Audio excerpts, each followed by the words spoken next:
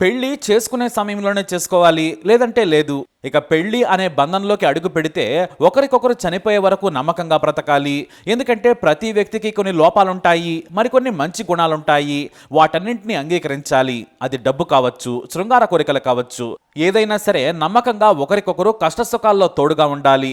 అలా అయితేనే ఏ సంసారమైనా ఎవరి జీవితమైనా సాఫీగా సాగుతుంది.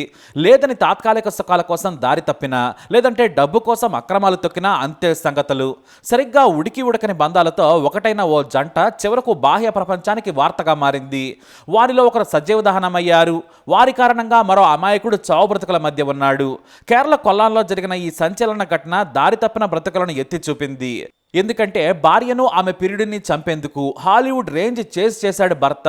కానీ స్క్రిప్ట్ తాను రాసుకున్నాడు, కానీ హత్య మరోలా మారింది. వివరాల్లోకి వెళితే కొల్లాన్లోని చమ్మక్ ప్రాంతంలో ఉంటాడు పద్మరాజన్. ఇతనికి చాలా ఏళ్ల క్రితం పెళ్ళయింది. మొదటి భార్యతో సంతానం కలగలేదు. ఆ తర్వాత విభేదాలు వచ్చి విడిపోయారు. అయితే ఈ పద్మరాజన్ క్యాటరింగ్ వ్యాపారం చేస్తూ ఉంటాడు. బాగానే సంపాదిస్తున్నాడు. ఆర్థికంగా సమస్యలు కూడా లేవు. అయితే ఒంటరిగా ఉంటున్న పద్మరాజన్కు దూర బంధువుల అమ్మాయినిచ్చి పెళ్లి చేసేందుకు బంధువులు ఆసక్తి చూపించారు. కానీ తనకు అప్పటికే 50 ఏళ్ళు. ఈ వయసులో తాను పెళ్లి చేసుకోనని చెప్పాడు. కానీ ఆ అమ్మాయికి కూడా 34 ఏళ్లుంటాయి. ఇప్పటి వరకు పెళ్లి చేసుకోలేదు. మీరంటే ఇష్టమే, పైగా ఆమెకు కూడా వయసు దాటిపోతుంది, చాలా మంచి అమ్మాయి, నీకు కూడా తోడుగా ఉంటుందని బలవంతంగా ఇచ్చి చేశారు. అంతేకాదు ఆమెకు బేకరీ ఐటమ్స్ తయారు చేయడం వచ్చు. తాను ఓ బేకరీలో పనిచేస్తుంది. చాలా బాగా బేకరీ ఐటమ్స్ను చేయగలదని చెప్పారు. దీంతో సరేనని పద్మరాజన్ ఒప్పుకున్నాడు. ఇక తనకంటే 16 ఏళ్లు తక్కువ వయసున్న అనిలాను పెళ్లి చేసుకున్నాడు పద్మరాజన్. పైగా ఆమె ఆ వయసులో చాలా అందంగా కూడా ఉండేది. మరి అంత పెద్ద అందగత్తెకు ఎందుకు పెళ్లి కాలేదనేది ఎవ్వరికీ తెలియదు. అలా రెండవ భార్యగా అనిల అతని జీవితంలోకి అడుగు పెట్టింది. మొత్తం పెళ్లి ఖర్చు తానే పెట్టుకున్నాడు. ఇక అందమైన భార్యను బాగానే చూసుకున్నాడు పద్మరాజన్. ఇద్దరూ కలిసి క్యాటరింగ్ వ్యాపారాన్ని చూసుకున్నారు. 3 ఏళ్లకు ఓ కొడుకు కూడా పుట్టాడు. దీంతో వారి జీవితంలో మరింత సంతోషాలు వచ్చాయి. ఇప్పుడు స్కూల్కి కూడా వెళుతున్నాడు. అయితే ఇప్పుడు పద్మరాజన్కు 60 ఏళ్ళు. క్యాటరింగ్ బిజినెస్ను కాస్త పెద్ద చేశాడు పద్మరాజన్. తాను వంటలకు వెళ్ళడం లేదు. తనకు నమ్మకమైన పని వారికి అప్పగిస్తున్నాడు. లాభాల్లో వారికి వాటా ఇస్తున్నాడు. ప్రస్తుతం తాను క్యాటరింగ్ షాపులో కూర్చొని ఆర్డర్స్ తీసుకుంటున్నాడు. అయితే కొడుకు పుట్టిన తర్వాత ఎక్కువగా ఇంటి దగ్గరే ఉండేది అనిల. కొడుకును స్కూల్కి తీసుకురావడమే ఆమె డ్యూటీ. ఇక ఉదయాన్నే తన పనికి వెళ్ళిపోయేవాడు పద్మరాజన్. అయితే అనిలాకు స్కూల్ దగ్గర ఓ వ్యక్తి పరిచయం అయ్యాడు. అతని పేరు హాసిన్. ధనవంతుడు, పైగా చాలా యంగు. 30 ఏళ్లకు మించి కూడా ఉండవు. తన కూతురును తీసుకుని స్కూల్కి బైక్ మీద వచ్చేవాడు. అలా చూపులు స్కూల్ దగ్గర కలిశాయి. ఇక కత్తిలా ఉండే అనిల అతనికి లుక్స్తో గ్రీన్ లైట్ వేయడంతో అతనే వచ్చి మాట్లాడటం మొదలుపెట్టాడు. ఆ తర్వాత సీదా అక్రమానికి దారితీసింది. కానీ ప్రియుడైన హసిన్కు మరో పని లేదు. తండ్రి బాగా సంపాదించేశాడు. దీంతో వ్యాపారం పెడదామని ఇద్దరు భావించారు. కానీ మరొక పార్ట్నర్తో వ్యాపారం అంటే నా భర్త ఒప్పుకోడని అనిలకు బాగా తెలుసు. అందుకే భర్తకు చెవిలో పూలు పెట్టింది. నేను ఖాళీగా ఉంటున్నాను, నాకు బేకరీ నడపడం వచ్చు, బాగా వ్యాపారం జరిగితే కనీసం నెలకు 50,000 మిగులుతాయి, నేను టాప్ బేకరీలను మించేలా కేకులు, పఫ్ఫులు, బ్రెడ్లు తయారు చేయగలని చెప్పింది. మొదట వద్దన్నాడు భర్త. మనకు కొడుకు లేటుగా పుట్టాడు, వాడిని జాగ్రత్తగా చూసుకుంటే చాలు, సొంత ఇల్లు ఉంది, ఊళ్ళో వ్యవసాయ భూమి ఉంది, ఇక అవసరం లేదన్నాడు భర్త. కానీ మన కొడుకుకు మంచి భవిష్యత్తు ఇవ్వాలి కదా, స్కూల్ ఫీజులు కూడా పెరుగుతున్నాయి, ఇంకా మంచి స్కూల్లో చదివిద్దామని రోజు ఒత్తిడి చేసింది. దీంతో సరేనని 5 లక్షల రూపాయలు ఖర్చు చేశాడు పద్మరాజన్. అది కూడా భర్తకు దూరంగా కొల్లాం ఈస్ట్ పోలీస్ స్టేషన్ పరిధిలోని ఆశ్రమ హాస్పిటల్ దగ్గర ఓ బేకరీని ఏర్పాటు చేసింది అనిల.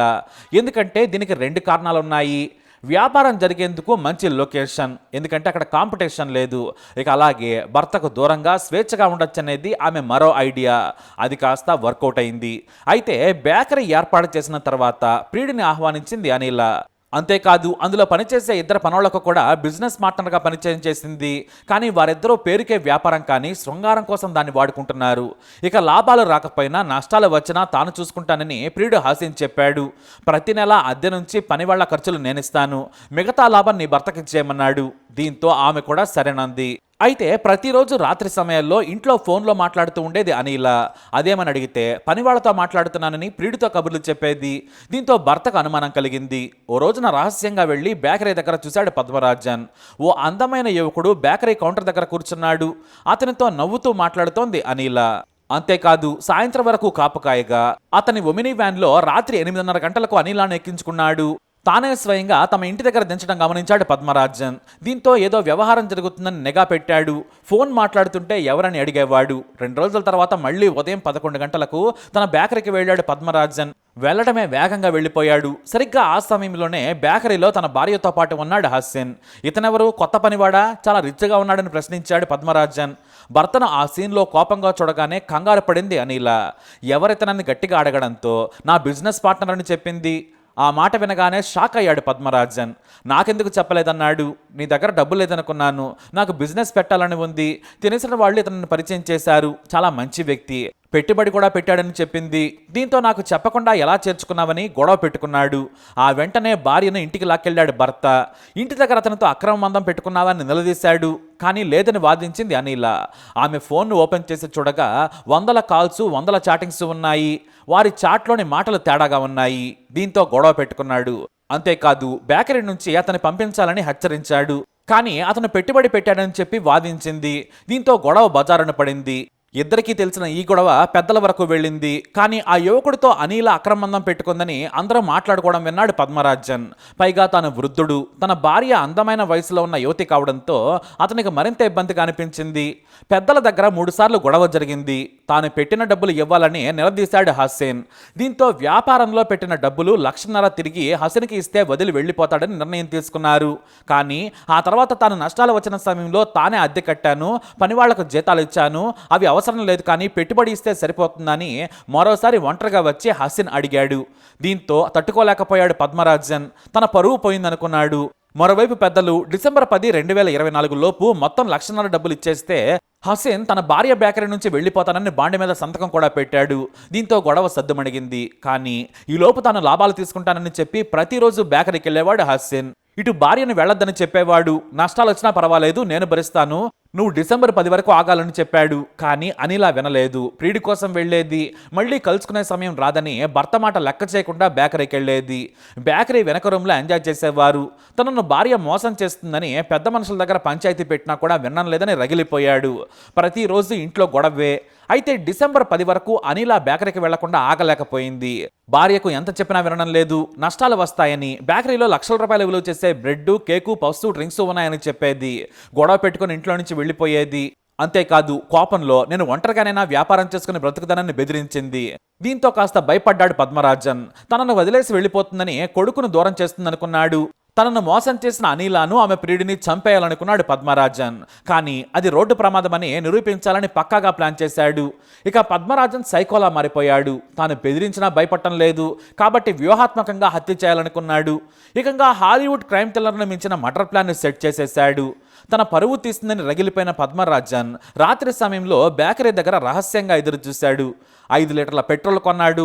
రాత్రి 8:30 ఒమిని వ్యాన్లో వచ్చాడు హసీన్. అంతే, ఇక తన భార్య అతని ఒమిని కారులో వస్తుందని అక్కడి నుంచి బయలుదేరాడు. కొల్లాన్ దాటాక వచ్చే చౌరస్తాకు ఓ ఆటోలో వెళ్ళాడు. నిర్మానుష్యమైన ప్రాంతంలో రోడ్డు మీద వెయిట్ చేశాడు. భార్యకు కాల్ చేశాడు పద్మరాజన్. ఎక్కడున్నావంటే తాను కారులో వస్తున్నానని చెప్పింది. సరిగ్గా లొకేషన్ చెప్పమనగా చెప్పింది. తన బైక్ పాడైంది, నేను రోడ్డు మీద ఉన్నానని చెప్పాడు. దీంతో నేను పికప్ చేసుకుంటానంది. ఫోన్లో తన లొకేషన్ చెప్పగానే కారు వేగంగా వచ్చి పద్మరాజన్ ముందాగింది. చుట్టూ చీకటిగా ఉంది. వేగంగా కారు రోడ్డు పక్కన ఆగింది. ఇక తన దగ్గర ఉన్న రాయితో అనిలా కూర్చున్న వైపు అద్దం పగలగొట్టాడు. ఆమె వద్దని చెబుతున్నా కూడా వినలేదు. పక్కనే ప్రియుడు కూడా ఉన్నాడని అనుకున్నాడు పద్మరాజన్. వెంటనే పెట్రోల్ మొత్తం కారులో కూర్చున్న భార్యపై పోసేశాడు. ఆ వెంటనే నిప్పంటించేశాడు. అంతే, కారు మంటల్లో కాలిపోయింది. దూరంగా పరిగెత్తిన పద్మరాజన్ ఓ ఆటోలో కూర్చొని సరాసరి పోలీస్ స్టేషన్కి వెళ్ళి లొంగిపోయాడు. అయితే పద్మరాజన్కు ఆలస్యంగా తెలిసిన విషయం ఏంటంటే తన భార్య అక్కడే చనిపోయింది. కానీ కారు సీట్లో కూర్చుంది ఆమె ప్రియుడు హసీన్ కాదు, బేకరీలో పనిచేసే కుర్రాడు సోనీ. కారులో తనతో పాటు హసీన్ వస్తే భర్త చూసి కోపడతాడని డ్రైవింగ్ తెలిసిన తన పరికుర్రాడిని తీసుకుని వచ్చింది. చీకట్లో పద్మరాజన్ ఆవేశంలో సరిగా చూసుకోలేదు. వద్దని చెబుతున్నా కూడా వినకుండా నిప్పంటించేశాడు. అయితే అతని మీద కూడా పెట్రోల్ పడడంతో తీవ్ర గాయాలయ్యాయి. కారు మంటల్లోనే అతని భార్య చనిపోయింది. ఇక ఆ పని కుర్రాడు చావు బ్రతుకుల మధ్య పోరాడుతున్నాడు. అలీనా ప్రియుడు హసీన్ మాత్రం ప్రాణాలతో బయటపడ్డాడు. కానీ అమాయకుడు ఆసుపత్రిలో ఉన్నాడు.